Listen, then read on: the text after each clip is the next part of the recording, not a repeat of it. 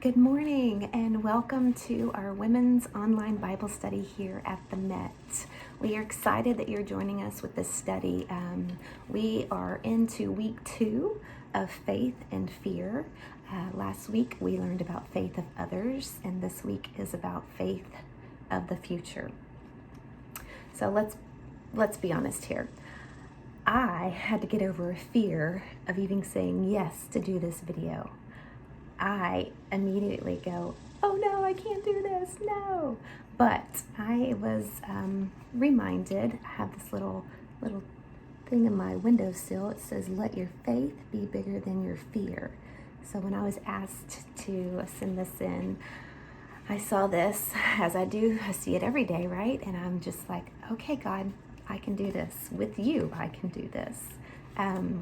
So we are watching some videos that relate to these topics, and I know for me, fear can creep into my heart, can creep into my mind, and it can be crippling at sometimes. If you've watched the video or haven't yet, I encourage you to watch it. There was a lady that shared her testimony on there about having a miscarriage, and so my name's Kelly Kilgore, and I too have had a miscarriage. I know how it feels. I remember the day that I found out. I was angry. I was upset. During that time, I really wasn't as close to God as I am now, and that made my healing process even harder. I had a fear that I wouldn't be able to have kids. And by the grace of God, I now have 2 beautiful kids. But during that time, I just wanted to share a journey with you. I remember going to the doctor's office. This is once I found out that I was pregnant with my daughter. I would go to the doctor's office and they would do their checkups, and my blood pressure would be so high, and they were like, something's wrong, and I'm like, no, I really just need to hear her heartbeat, and I promise you, you can retake my blood pressure and it'll be normal. So they would do that, and sure enough, my blood pressure would be normal after I heard her heartbeat. But I went into those appointments having this fear, and it was definitely a struggle, but I just wanted to say that I can relate to that as well. As I began to brainstorm and think about fears that have happened over my life, I remember having a fear, one big fear. And so I'm married to Brad Kilgore, and we've been attending the Met for quite some time.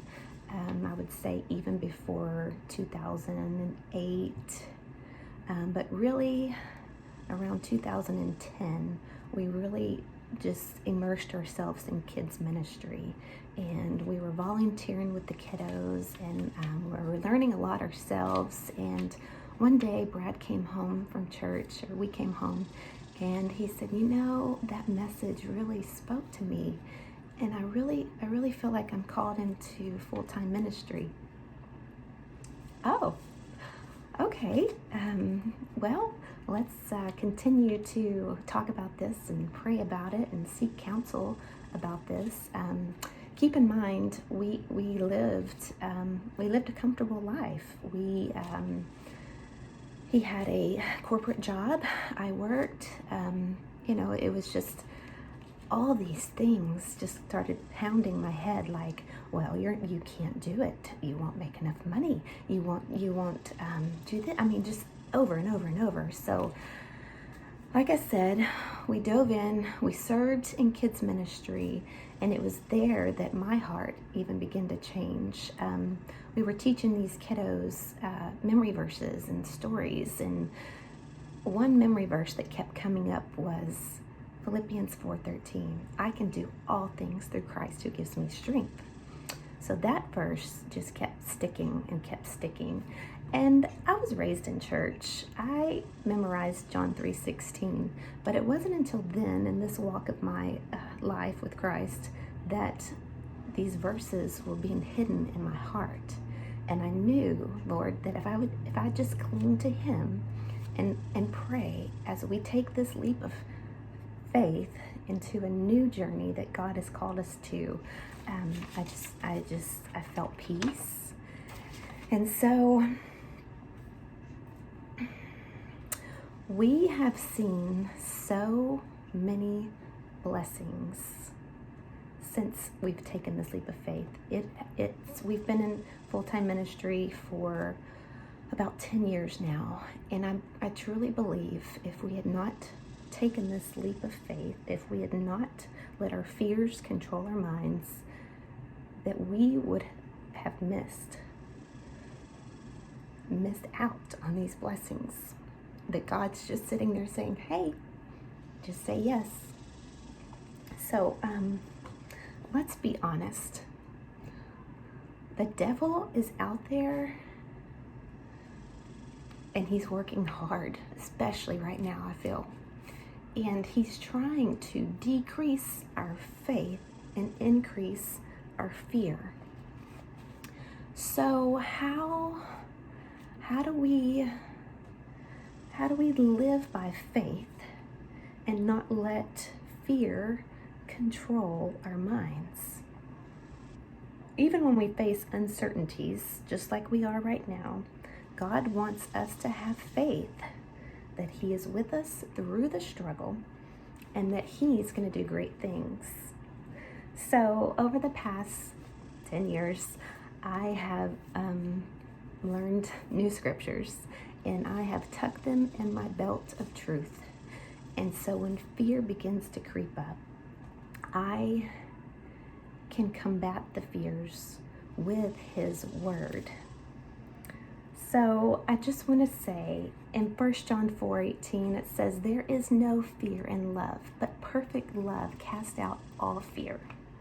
2 Timothy 1:7 says, for God has not given us a spirit of fear, but of power, love, and self-discipline. And one of my favorites, Joshua 1:9, have I not commanded you? Be strong, be courageous. Do not be afraid. Do not be discouraged. For the Lord your God is with you wherever you go.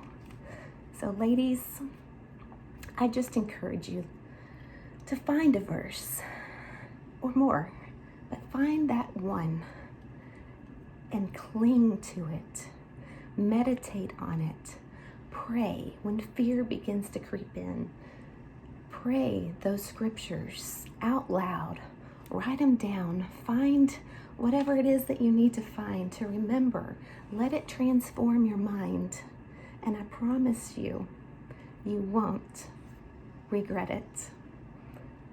Lady, I've enjoyed sharing my stories with you today, and I hope you are encouraged. And let's remember to let your faith be stronger than your fear.